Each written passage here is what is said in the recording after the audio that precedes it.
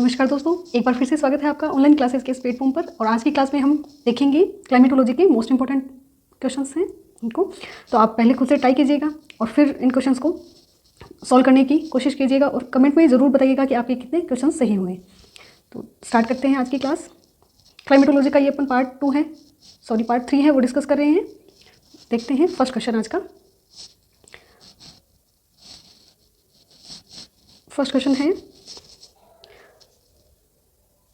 जलवायु प्रदेश से रिलेटेड है फर्स्ट क्वेश्चन अपना। आप क्वेश्चन को देखिए अच्छे से और फिर इसका आंसर दीजिए। क्वेश्चन नंबर फर्स्ट है, दक्षिणी गोलार्ध में जिस जलवायु प्रदेश का लगभग अभाव पाया जाता वो है। तो आपको जलवायु प्रदेश बताना है, कौन से जलवायु प्रदेश का अभाव पाया जाता है दक्षिणी गोलार्ध में। तो आप एक एक करके ऑप्शंस को चेक कीजिए और फिर बताइए। फर्स्ट ऑप्शन है भूमध्य रेखीय जलवायु प्रदेश, AF जलवायु प्रदेश, AF बोल सकते हैं अपन। नेक्स्ट है भूमध्य सागरीय जलवायु प्रदेश, CS क्लाइमेट।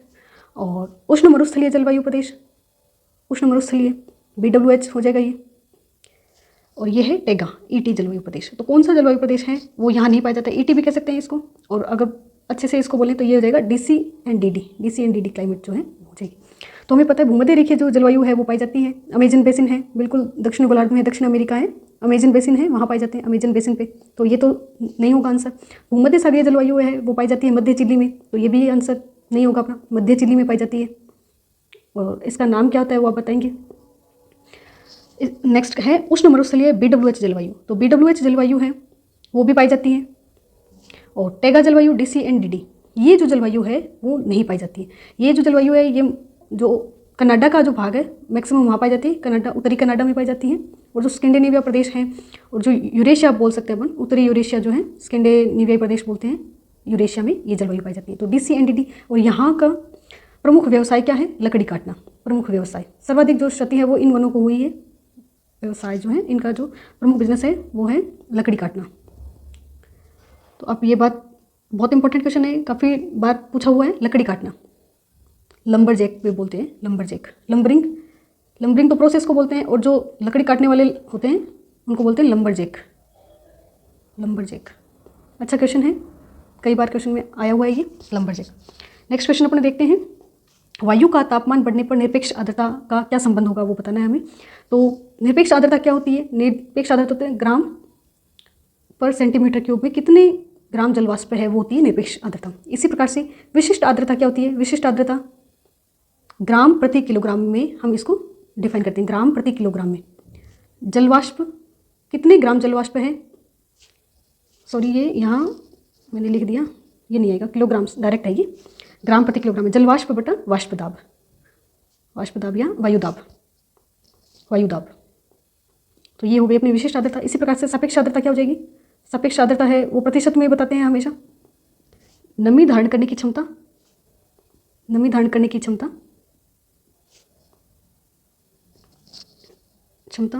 बटे उपस्थित नमी।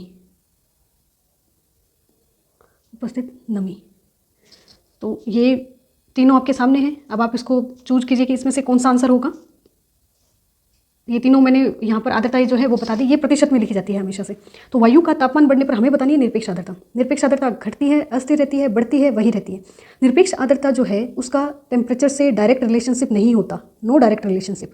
तो आपको ये ध्यान रखना है कि वही रहती है, जबकि ये है इनमें चेंजेस आएगा। नमी धारण करने की क्षमता है वो किससे प्रोपोर्शनल होती है, डायरेक्ट प्रोपोर्शनल होती है टेम्परेचर की। टेम्परेचर को अगर बढ़ाएंगे तो नमी धारण करने की क्षमता है वो बढ़ेगी, तो सापेक्ष आर्द्रता क्या हो जाएगी, डिक्रीज हो जाएगी। तो इस प्रकार से ये रिलेशन आप ले सकते हैं। इसी प्रकार से जो वायुदाब है, प्रेशर और टेम्परेचर में क्या होता है, इन्वर्स रिलेशनशिप होता है। प्रेशर अगर ज़्यादा है तो टेम्परेचर कम है। इसी प्रकार से अगर टेम्परेचर बढ़ाएंगे तो ये विशिष्ट आर्द्रता है ये भी घटेगी। तो आप इसको ध्यान में रखिएगा, ये तीनों भी पूछे जा सकते हैं, तो ये इक्वली इंपॉर्टेंट है। एक क्वेश्चन में मैंने ये 3 क्वेश्चन समझा दिए आपको। नेक्स्ट क्वेश्चन देखते हैं, थर्ड अपना, सबसे अधिक ऊंचाई पर पाए जाने वाले बादल होते हैं। ये अपना क्वेश्चन है थर्ड। आप साथ साथ इनको नोट भी कर सकते हैं, स्क्रीनशॉट ले सकते हैं। सबसे अधिक ऊंचाई पर पाए जाने वाले बादल बताने आपको, स्तरी, कपासी, पक्षाभ और वर्षा मेघ। तो कौन से मेघ होते हैं सर्वाधिक ऊंचाई वाले, आपने पढ़ा होगा टॉपिक को अच्छे से। तो सबसे ज़्यादा ऊंचाई पर पाए जाते हैं पक्षाभ मेघ, साइरस क्लाउड जो होते हैं वो पाए जाते हैं, साइरस क्लाउड। इसके बाद होते हैं कपासी मेघ और इसके बाद होते हैं स्तरी मेघ। स्तरी मेघ सबसे नीचे वाले होते हैं, सबसे नीचे वाले, और ये सबसे ऊपर वाले मेघ होते हैं। फिर इनका आगे अपन और कर सकते हैं। तो इनकी अगर देखें तो 6 किलोमीटर से किलोमीटर तक हाइट होती है, और इनकी 2 से 6 किलोमीटर तक हाइट होती है, और ये 2 किलोमीटर से बिलो बनते हैं। तो वर्षा वाले मेघ पूछेंगे तो ये जो नीचे वाले या जो स्तरीय मेघ हैं इनसे वर्षा होगी। पक्षाभ मेघ वर्षा नहीं कराते हैं, बहुत ऊंचे आकाश का प्रतिनिधित्व करते हैं, ये ऊंचे आकाश में पाए जाते हैं। और ये क्या होते हैं, इनको चमरी मेघ भी बोलते हैं, चमरी मेघ। तो कुछ भी पूछा जा सकता है इसमें से। आप एक एक क्वेश्चन को इंपॉर्टेंट है, बहुत अच्छे से इनको डिटेल में मैं एक्सप्लेन कर रही हूँ, तो आप इसको इसी प्रकार से इनको क्वेश्चन को तैयार करें। तो इसका आंसर हो जाएगा पक्षाभ मेघ। सबसे ऊंचे जो हैं वो पक्षाभ मेघ और सबसे नीचे हैं वो स्तरीय मेघ। नेक्स्ट देखते हैं, ये कोरियालिस बल से रिलेटेड क्वेश्चन है। ये 4th क्वेश्चन है अपना। कोरियालिस बल से रिलेटेड आपको 4 स्टेटमेंट दिए गए हैं ABCD। इनमें से आपको देखना है 1 मिनट क्वेश्चन को और फिर इसका आंसर देना है। कोरियालिस बल वायु प्रवाह के सदा समकोण पे होता है। तो हमने कल भी डिस्कस किया था कि PGF जो होता है दाब प्रवणता बल होता है उसके समकोण पर होता है। ये दाब प्रवणता बल के समकोण पर होता है कोरियालिस बल। और दाब प्रवणता बल के जो ये जो समांतर हैं, ये समदाब रेखाएं खींची जाती है, वो खींची जाती हैं। तो ये समदाब रेखाओं की क्या हो जाएगा, समकोण पर हो जाएगा। और PGF के या वायु प्रवाह के है वो भी समकोण पर हो जाएगा। तो बिल्कुल सही है ये वाला स्टेटमेंट। नेक्स्ट है, वायु की दिशा और गति दोनों को प्रभावित करता है। बिल्कुल, वायु की दिशा भी चेंज कर देता है। उत्तरी गोलार्ध में हवाएं हैं वो दाईं ओर मुड़ती हैं, दक्षिण गोलार्ध में बाईं ओर मुड़ती हैं। तो ये भी इंपॉर्टेंट है, दक्षिण गोलार्ध में बाईं ओर मुड़ती है। तो बिल्कुल सही है, वायु की दिशा को प्रभावित करता है, गति को भी प्रभावित करता है। गति को किस प्रकार से प्रभावित करता है कि यदि तेज गति से चलने वाली वायु है, तेज गति वाली है, तो वो क्या होगी, ज़्यादा विक्षेपित होगी। कोरियालिस बल उस पर क्या लगेगा, ज़्यादा लगेगा, ज़्यादा विक्षेपित होगी। नेक्स्ट है, वायु गति के अनुपातिक होता है। वायु गति के अनुपातिक होने का क्या मतलब हुआ कि अगर कोरियालिस बल को बढ़ा देंगे तो वायु की गति है वो ज़्यादा हो जाएगी, या फिर कम कर देंगे तो कम हो जाएगी, जबकि ऐसा नहीं है। इनमें डायरेक्ट रिलेशनशिप नहीं होता, नो डायरेक्ट रिलेशनशिप। तो ये स्टेटमेंट अपना गलत हो जाएगा। ये स्टेटमेंट सही था अपना। नेक्स्ट है, ध्रुव पर सबसे बलवान और भूमध्य रेखा पर अस्तित्वहीन होता है। बिल्कुल सही है, कोरियालिस बल जो है वो इक्वेटर पर मिनिमम होता है, इसी कारण वहाँ पर क्या होती है, चक्रवाती दशाएं नहीं मिलती हैं। और जो इक्वेटर पे मिनिमम होता है और पोल्स पे मैक्सिमम होता है, मैक्सिमम होता है। तो यहाँ सबसे ज़्यादा विक्षेपित होती है हवाएं और यहाँ सबसे कम विक्षेपित होती हैं, सबसे ज़्यादा विक्षेपित होती हैं। तो आप इस बात को अच्छे से, अच्छा क्वेश्चन है, कंफ्यूज इन दोनों में कंफ्यूज हो सकते थे आप, बट आपने ट्राई किया होगा इजीली और क्वेश्चन को सही भी किया होगा। नेक्स्ट है 5th question. 5th question assessment और रीजन से रिलेटेड है। असलेशन रीजन दिए हुए आपको और फिर आपको बताना है कि सही एक्सप्लेनेशन है या नहीं। तो वायुमंडल के भीतर पृथ्वी की सतह के ऊपर ऊंचाई के साथ तापमान में कमी होती है। हमें पता है कि जैसे हम ऊंचाई पर जाते हैं तो टेम्परेचर जो है वो डिक्रीज होता है। इसको क्या बोलते हैं, normal lapse rate. Normal lapse rate UT 6.5 degree Celsius पर 100 मीटर। नॉर्मल लैप्स रेट सामान्य ताप हाश दर। और इसका रीज़न देखते हैं हम। ये तो सही है कि बिल्कुल डिक्रीज होता है टेम्परेचर। नेक्स्ट है, विश्व भर में पर्वतीय क्षेत्र समान अक्षांश पर समुद्र तल के पास के क्षेत्रों की तुलना में कम तापमान का अनुभव करते हैं। अब ये बोला कि हाइट वाला प्लेस है एक A और एक यहाँ पे समुद्र के पास कोई प्लेस है B। तो यहाँ जो है वो टेम्परेचर क्या होगा, कम होगा, और यहाँ टेम्परेचर ज़्यादा होगा। तो बिल्कुल सही है, स्टेटमेंट भी सही है और रीज़न भी सही है, दोनों सही है, बट ये करेक्ट एक्सप्लेनेशन नहीं है। करेक्ट एक्सप्लेनेशन क्या होगा कि जैसे जैसे हम शोभ मंडल में, वायुमंडल है उसमें जाते हैं, वायुमंडल से जैसे जैसे हम जाते हैं ऊंचाई पर जाते हैं तो क्या होता है, धूल और आर्द्रता की जो कमी है, जो कण है वो कम होते जाते हैं। तो इस प्रकार से विक्षोभ भी कम होते हैं। तो ये टेम्परेचर जो है वो गिरने की दर है उसमें कमी आती है। नेक्स्ट अपने देखते हैं क्वेश्चन। तो इसके क्या हो जाएगा, A भी करेक्ट है और R भी करेक्ट है, but not correct explanation, but not correct explanation. Next question देखते हैं अपन। NLR और DLR इन सब की वैल्यूज़ हैं वो भी आप ध्यान में रख सकते हैं। नेक्स्ट क्वेश्चन देखते हैं, 5th हो गया अपना, इससे पहले था 5th, ये अपना है 6th क्वेश्चन। 6th क्वेश्चन भी इसी से रिलेटेड है, रुदोष्म शीतलन, एडियाबेटिक कूलिंग। एडियाबेटिक कूलिंग से रिलेटेड आपको बताना है कि इनमें से क्या प्रोसेस होगी। तो एडियाबेटिक कूलिंग की दर आकस्मिक रूप से कम हो जाए तो क्या होगा, इसका अर्थ क्या होता है, CO2 की मात्रा बढ़ गई है, ओजोन परत क्षीण हो गई है, संघनन प्रारंभ हो गया है और सूर्याताप की मात्रा बढ़ गई है। तो ये डायरेक्ट आपको पता चल रहा है कि ये संघनन से रिलेटेड है। ये बिल्कुल मीनिंगलेस है ऑप्शन सारे। फिर भी अगर इसमें अच्छे ऑप्शंस बनाई दिए जाएं तो आपको प्रॉब्लम हो सकती है। संघनन प्रारंभ हो गया। अब एडियाबेटिक कूलिंग का मतलब क्या हुआ कि एक हवा है वो बढ़ रही है ऊंचाई पर, तो क्या होगा, टेम्परेचर में डिक्रीज होगा। टेम्परेचर डिक्रीज होगा, हवा ठंडी हो रही है, ऊपर उठती हुई वायु ठंडी होती है और नीचे जाती हुई या गिरती हुई वायु है वो गर्म होती है। तो टेम्परेचर डिक्रीज हो रहा है, वायु ठंडी हो रही है, तो इसमें क्या है, नमी धारण करने की क्षमता जो है इसकी वो कम हो रही है, नमी धारण क्षमता। तो क्या होगा, ड्यू पॉइंट है वो इसको जल्दी मिल जाएगा, ड्यू पॉइंट जल्दी मिल जाएगा, जल्दी संघनन हो जाएगा। एक इससे रिलेटेड एक क्वेश्चन ऐसे भी आता है कि असंतृप्त वायु, फिर ओसांक या ड्यू पॉइंट, ओसांक, संघनन, फिर वर्षण, ऐसे एक ऑर्डर दिया हुआ होता है, तो आपको ये ऑर्डर पता होना चाहिए कि सबसे पहले क्या होता है, वायु असंतृप्त होती है, कोई भी वायु का पुंज है या राशि है वो असंतृप्त होती है, फिर वो ऊपर उठती है या गिरती है। गिरेगी तो टेम्परेचर बढ़ेगा, तो बिल्कुल नहीं मिलेगा उस पॉइंट जो है, तो वो ऊपर उठेगी तो उसको क्या मिलेगा, ड्यू पॉइंट मिलेगा। ड्यू पॉइंट मिलने से वो संघनन की प्रोसेस आएगी और फिर वर्षण होगा। तो ये इंपॉर्टेंट है जो ऑर्डर, आप इसको ध्यान में रख सकते हो। तो ये बिल्कुल आपका सही होगा। एक इजी क्वेश्चन था ये, पर इसमें जो कंसेप्ट था वो भी आपको ध्यान रखना है। टोटल 6 क्वेश्चन हो गए अभी तक अपने। नेक्स्ट देखते हैं, 7th क्वेश्चन है। 7th क्वेश्चन फिर एसेरेशन रीजन से रिलेटेड है ये भी, तो आप इसको देखेंगे और सही भी करेंगे। 7th क्वेश्चन हो गया अपना, पछुआ हवाओं से रिलेटेड है। पछुआ हवाएं उपोष्ण क्षेत्रों से उच्च अक्षांश तक की प्रमुख सतह वाली हवाएं हैं, हमें पता है। पछुआ व्यापारिक है वो उष्ण कटिबंध की है, और पछुआएं हैं हवाएं हैं वो मध्य अक्षांश की है। बिल्कुल सही है, ये मध्य अक्षांश की प्लेनेटरी विंड है, ये सदावाही पवनी है, नियतवाही या सदावाही पवनी है मध्य अक्षांश की। नेक्स्ट है, और इसको अगर वैसे लेवल पे करना चाहें तो ये बिल्कुल सबसे बढ़िया वृहद स्तर की पवनी है, वृहद स्तर की। नेक्स्ट रीजन देखते हैं अपन, वे गर्मियों में मजबूत तथा सर्दियों में कमजोर होती है। अब हमें पता है कि जैसे जैसे सूर्य का आभासी संचरण होता है, ये इक्वेटर बनाई मैंने, यहाँ पर 33.5 डिग्री नॉर्थ और ये 33.5 degree south, Tropic of Cancer, Tropic of Capricorn, कर्क रेखा, मकर रेखा, ये तो आपको पता होगा इतना तो। नेक्स्ट देखते हैं, अब सूर्य का आभासी संचरण, सूर्य उत्तरी गोलार्ध में है, तो सूर्य उत्तरी गोलार्ध में तो जो सारी जो प्रोसेस होगी वो उसी के अकॉर्डिंग होगी। तो उत्तरी गोलार्ध में पछुआ हवाएं हैं वो ज़्यादा किस तरफ चलेंगी, ध्रुवों की ओर चलेंगी। यहाँ तो यहाँ चलेंगी व्यापारिक पवनी चलेंगी, यहाँ तो व्यापारिक पवनी इक्वेटर पर क्या करती है, अभिसरण करती है, जिससे क्या ITCZ की उत्पत्ति होती है। ITCZ, north ITCZ, south ITCZ, उसका भी विस्थापन होता है सूर्य के अकॉर्डिंग। तो ये तो हमने बनाई है व्यापारिक पवनी। इसके बाद अपने देखते हैं पछुआ पवनी, जो कि मध्य अक्षांश की प्रमुख पवनी है। तो पछुआ पवनी बिल्कुल पश्चिम से चलेगी, और ये भी पूछा जा सकता है कि उत्तरी गोलार्ध में पछुआ पवनी है, उनकी डायरेक्शन बताइए। तो ये क्या होगी, दक्षिण पश्चिम से उत्तर पूर्व की ओर, दक्षिण पश्चिम से उत्तर पूर्व। जब भी आपको ऐसा डायरेक्शन से रिलेटेड क्वेश्चन आ जाए तो आप क्या करोगे, लिख के देखोगे, ऐसे एक डायग्राम बना के देखोगे। इसी प्रकार से अपन देखिए तो उत्तरी गोलार्ध जो है उसमें पछुआ पवनों की डायरेक्शन कैसे होगी, उत्तर पश्चिम से दक्षिण पूर्व की ओर, उत्तर पश्चिम से दक्षिण पूर्व की ओर। तो पश्चिम से पूर्व तो सबको पता है, बट ये भी पता होना चाहिए आपको उत्तरी गोलार्ध और दक्षिण गोलार्ध का। तो इसमें क्या होगा कि जैसे सूर्य उत्तरी गोलार्ध में गया, गर्मियों का बोला है इसने, तो ये ध्रुवों की ओर जाएगी, और शीतकाल में क्या होगी, विषुवत की तरफ थोड़ा आएगी, नीचे आएगी। तो इस प्रकार से ये जो पछुआ हवाएं हैं ये सर्दियों में वर्षा कराती है, सर्दियों में वर्षा कराती है, और गर्मियों में कमज़ोर रहती है। तो ये वाला स्टेटमेंट गलत हो जाएगा, कमज़ोर और वर्षा। तो असेरेशन सही है, रीजन गलत है। आई होप ये आपको समझ में आया होगा। एक बार इस डायग्राम को आप बना सकते हैं अपनी नोटबुक पे, और अच्छे से क्वेश्चन को देख सकते हैं, फिर से स्क्रीनशॉट भी ले सकते हैं। नेक्स्ट क्वेश्चन देखते हैं, 8th क्वेश्चन आएगा अब अपना।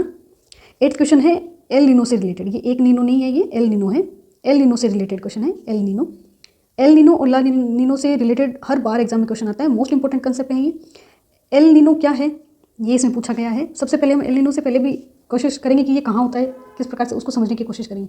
तो ये मैंने दक्षिण अमेरिका महाद्वीप बनाया है, दक्षिण अमेरिका, और इधर है ऑस्ट्रेलिया महाद्वीप, ये तस्मानिया बनाया मैंने, बोस स्टेट है यहाँ पर। कभी रीजनल पढ़ेंगे तो वो भी अपन डिस्कस करेंगे।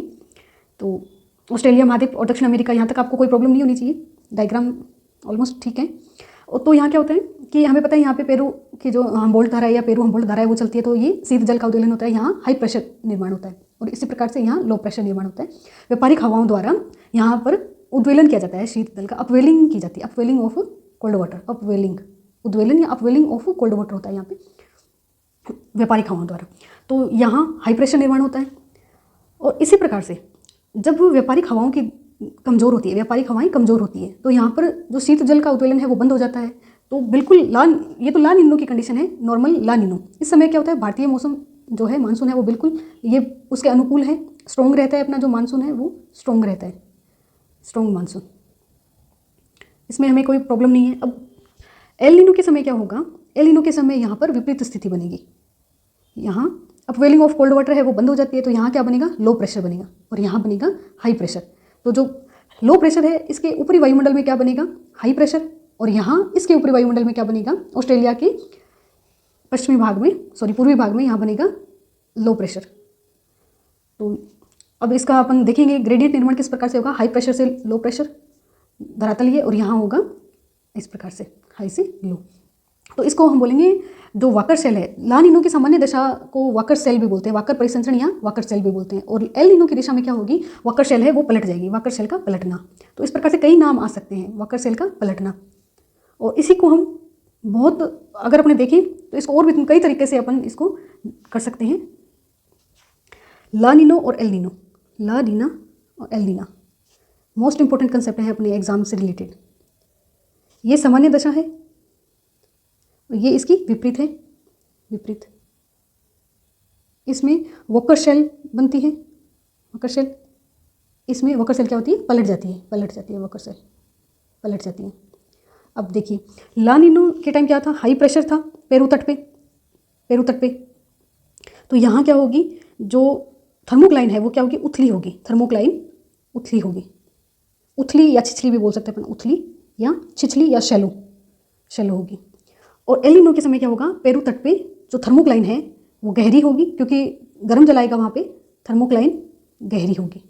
तो कैसा भी क्वेश्चन बन सकता है, ऑप्शंस को अपन को बहुत अच्छे से देखना होगा। वो बहुत एलिमेंट्री क्वेश्चन था जो मैंने दिया है आपको, बहुत एलिमेंट्री था, बट थर्मोक्लाइन से रिलेटेड भी क्वेश्चन उसमें पुटअप हो जाता है। तो इस समय क्या होता है, अटाकामा जो डेजर्ट है वो हरा भरा हो जाता है, अटाकामा डेजर्ट में वर्षा होती है, वर्षा होती है। और यहाँ पर जो मछलियाँ जो है, मत्स्य जो उद्योग है वो नहीं हो पाता उस टाइम, मत्स्य उद्योग ठप पड़ जाता है।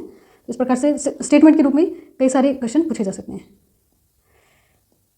तो आपने इसको अच्छे से देखा होगा। अभी हम देखते हैं अपने ऑप्शंस बिल्कुल एलिमेंट्री है। तो महासमुद्री प्रक्रिया है, वायुमंडलीय प्रक्रिया है और महासमुद्री वायुमंडलीय प्रक्रिया है, तो अपना आंसर हो जाएगा सी। ये क्वेश्चन नेट के एग्जाम में आए हुए हैं, यूजीसी नेट ने ये एग्जाम में पूछा हुआ है 2 साल पहले, जून के पेपर में आया था शायद, ये जून के पेपर में। तो आप इसको अच्छे से देख लीजिएगा, और भी बहुत अच्छे क्वेश्चन बनते हैं इसमें। आपने सही किया होगा, ये तो बहुत एलिमेंट्री क्वेश्चन था। नेक्स्ट अपने देखते हैं 9th क्वेश्चन देखते हैं। ये अच्छा क्वेश्चन है, ये जेट ध्रुवीय जेट धारा से रिलेटेड क्वेश्चन है, ध्रुवीय जेट धारा। तो आपने इसको पढ़ा है अच्छे से, ध्रुवीय जेट धाराएं, जेट धाराएं क्या होती है ये भी हमने पढ़ा था। जेट धाराएं होती है वो क्या होती है, जियोस्ट्रोपिक, जियोस्ट्रोपिक विंड होती है जेट धाराएं। जियोस्ट्रोपिक विंड कब चलती है, जब पीजीएफ और सीएफ बैलेंस हो जाता है और फिर ये जियोस्ट्रोपिक विंड जो है वो उत्पन्न होती है। तो ध्रुवीय जेट धारा को हम कैसे समझेंगे, ध्रुवीय जेट धारा का मतलब है कि 60 से जो 65 का जो लो प्रेशर का बेल्ट है, 60 से 65 का, वहाँ इनकी उत्पत्ति होती है। और इसमें क्या होता है कि जो पछुआ हवाएं हैं वो और ध्रुवीय पूर्वी हवाएं हैं वो अभिसरण करती हैं। अभिसरण करने से बिल्कुल एक लहरदार पतागर का निर्माण हो जाता है उसके सहारे, और इसका निर्माण होता है। ध्रुवीय जेट धाराएं किससे संबंधित है ये आपको पता चल गई होगी। 60 से 65 में ये जनरेट होती हैं, नॉर्थ और साउथ। और ये सतही तूफान के परिसंचरण को बिल्कुल वातागर निर्माण होगा, चक्रवाती दशाएं पाई जाएंगी, तो वातागर निर्माण को भी जन्म देती हैं ये।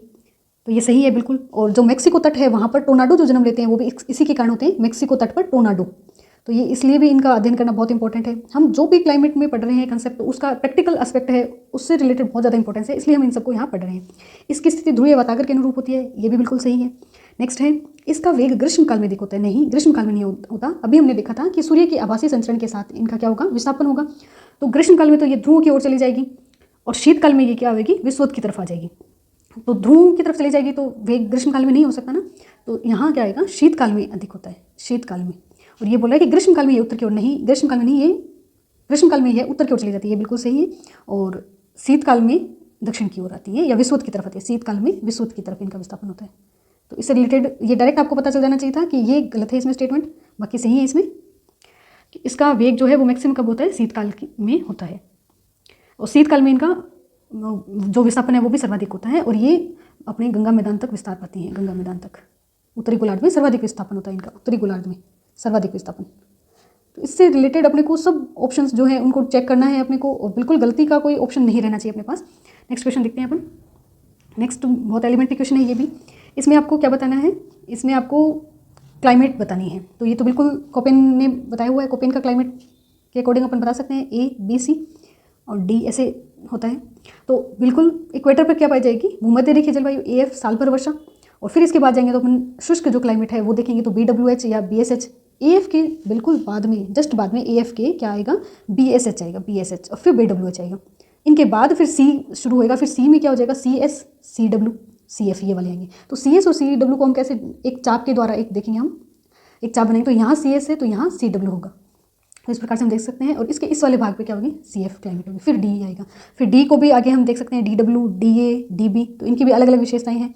तो ये हम क्लाइमेट में फिर कभी देखेंगे, इसको इंपॉर्टेंट है ये भी क्वेश्चन, तो इसको आप देख लीजिए। सबसे पहले AF दिया हुआ है, AF सबसे पहले आएगा ऑप्शन, इसके मैं मार्किंग कर देती हूँ। AF के बाद क्या आएगा, AF के बाद CS नहीं आ सकता, CF नहीं आ सकता, BW जब दिया हुआ है तो इनमें से एक होगा ऑप्शन अपना BW, और फिर CF, CS से पहले नहीं आ सकता तो CS आएगा, फिर CF आएगा, तो इसका आंसर हो जाएगा C। तो ये भी आपका सही होगा क्वेश्चन 9th, और ये था अपना 10th क्वेश्चन। देखिएगा आप इनको अच्छे से, और कैसे लगे आपको क्वेश्चंस आप जरूर कमेंट में बताइएगा। कितने क्वेश्चन सही हुए वो भी बताइएगा।